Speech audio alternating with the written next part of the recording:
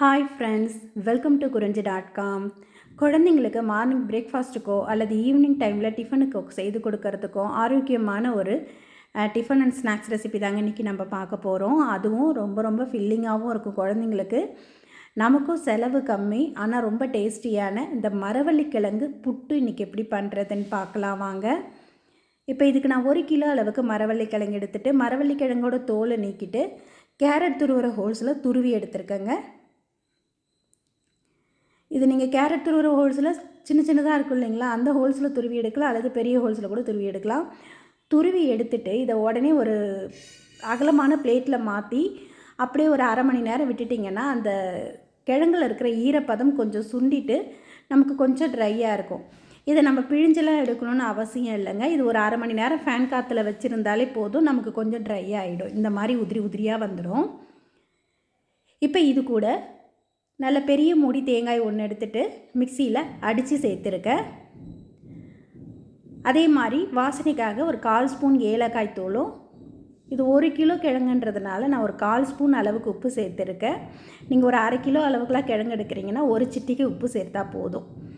இப்போ இது கூட ஒரு 50 கிராம் அளவுக்கு அரிசி மாவு சேர்த்துருக்கேன். இது நம்ம நார்மலாக புட்டுக்கு யூஸ் பண்ணுற புட்டு அரிசி மாவாக இருந்தாலும் பரவாயில்ல, அல்லது நம்ம பாக்கெட்டில் கடைகளில் வாங்குவோம் இல்லைங்களா, அந்த மாதிரி மாவாக இருந்தாலும் பரவாயில்லைங்க. வறுத்த மாவு வறுக்காத மாவு எது வேணால் சேர்த்துக்கலாம். இப்போ கொஞ்சமாக இந்த மாதிரி அரிசி மாவு சேர்க்கும்போது இந்த கிழங்கு புட்டு வேக வச்சு எடுக்கும்போது நமக்கு அந்த ஸ்டிக்கியான ஒரு பதம் வரும் இல்லைங்களா, அந்த மாதிரி இல்லாமல் சாப்பிட்றதுக்கு ரொம்ப நல்லாயிருக்கும். உதிரி உதிரியாக ரொம்ப ரொம்ப டேஸ்டியான ஒரு டிஃபன் ரெசிபியாகவும் இருக்குங்க. இதை நீங்கள் ஒரு தடவை செய்து கொடுத்துட்டா போதும், குழந்தைங்க அடிக்கடி செய்ய சொல்லி கேட்பாங்க. அந்த அளவுக்கு ரொம்ப டேஸ்டியாக இருக்கும். இப்போ அரிசி மாவை நல்லா சேர்த்துட்டு இந்த மாதிரி கிழங்குல எல்லா பக்கமும் படுற மாதிரி கலந்து விட்டுடுங்க. இப்போ இது கூடயே நம்மளோட இனிப்பு டேஸ்ட்டுக்கு ஏற்ற மாதிரி சர்க்கரையோ அல்லது வெல்லமோ எது வேணால் சேர்த்துக்கலாம்.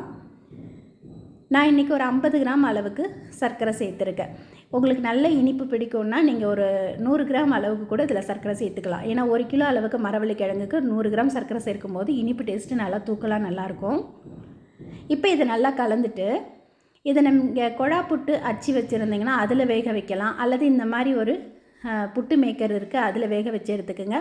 இப்படி எதுவுமே இல்லைனாலும் நம்ம வீட்டில் இருக்கக்கூடிய டீ டம்ளார் இருக்குது இல்லைங்களா, டீ டம்ளார்லையோ அல்லது சின்ன கிண்ணத்துலேயோ இந்த மாதிரி ஃபில் பண்ணிவிட்டு இட்லி பாத்திரத்தில் அடுக்கி வேக வச்சு கொடுக்கலாங்க.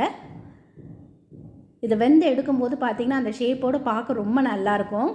அதுவும் அந்த ஸ்டிக்கியான தன்மை இல்லாமல் நல்லா ட்ரையாக இருக்கும் சாப்பிட்றதுக்கு. இதுக்கு மேலே நீங்கள் தேவைப்பட்டால் கொஞ்சமாக தேங்காய் பால் விட்டு சாப்பிடும்போதும் இன்னும் ரொம்ப நல்லாயிருக்கும். இந்த மாதிரி புட்டு மேக்கர்லாம் நம்ம வீட்டில் இருக்கக்கூடிய இந்த மாதிரி சின்ன கிண்ணத்தில் நம்ம ரெடி பண்ணி வச்சுருக்க கலவையை போட்டு மூடி வேக வச்சுக்கலாம். நான் இன்றைக்கி இந்த புட்டு மேக்கரில் வேக வைக்கிறதுனால குக்கரில் தண்ணி வச்சுட்டு குக்கர் மேல் மூடி போட்டுட்டு நம்ம விசில் சொருகு போடுவோம் இல்லைங்களா, அந்த இடத்துல வந்து இந்த புட்டு மேக்கரை போட்டிருக்கேன். இது நல்லா அந்த ஹோல்ஸ் வழியாக புகை வரும் பாருங்கள், அது வழிக்கு வேக வச்சு எடுத்துக்கோங்க. இந்த ஒரு புட்டு மேக்கர் இருந்தால் போதுங்க, நமக்கு சட்டுன்னு வெந்து வந்துடும். நீங்கள் குழா புட்டு இது வச்சுருந்தாலும் அது இதிலே நீங்கள் சொருகி வேக வச்சு எடுத்துக்கலாம். இப்போ பாருங்கள், நல்லா அந்த ஹோல்ஸில் புகை வந்ததுக்கப்புறம் எடுத்தோம்னா நம்மளோட புட்டும் நல்லா வெந்திருக்கு. அவ்வளோ அழகாக வந்திருக்கு பாருங்கள். இதுக்கு மேலே கொஞ்சம் தேங்காய் பால், நல்லா கெட்டியான தேங்காய் பால் ஊற்றி சாப்பிட்றதுக்கு இது ரொம்பவே நல்லாயிருக்கும். ஏற்கனவே நம்ம இதில் தேங்காய் துருவல், சர்க்கரை, ஏலக்காய் தூள்லாம் சேர்த்துருக்கிறதுனால அப்படியே சர்வ் பண்ணாலும் சாப்பிட்றதுக்கு அவ்வளோ டேஸ்டியாக இருக்குங்க. இதை சுட சுட சாப்பிட்றதுக்கும் நல்லாயிருக்கும், அல்லது கொஞ்சம் சூடு ஆறின பிறகு சாப்பிட்றதுக்குமே ரொம்ப டேஸ்டியாக இருக்கும். ஏன்னா அந்த அரிசி மாவு சேர்த்ததுனால அந்த ஸ்டிக்கியான பதம் இருக்காது. கண்டிப்பாக இந்த சீசனில் மரவள்ளி கிழங்கு அதிகமாக கிடைக்குங்க. இந்த மாதிரி செய்து கொடுத்து பாருங்கள். தினம் இட்லி தோசைன்னு இல்லாமல் அதே சமயம் இது உடம்புக்கும் அவ்வளோ நல்லது. மரவள்ளி கிழங்கு குழந்தைங்களுக்கு கண்டிப்பாக இந்த டைமில் செய்து கொடுங்க. இந்த வீடியோ உங்களுக்கு பிடித்திருந்தால் லைக் பண்ணுங்கள், ஷேர் பண்ணுங்கள், சப்ஸ்கிரைப் பண்ணுங்கள். உங்கள் ஃப்ரெண்ட்ஸ் ரிலேட்டிவ்ஸோடு இந்த வீடியோவை ஷேர் பண்ணிக்கோங்க. நன்றி.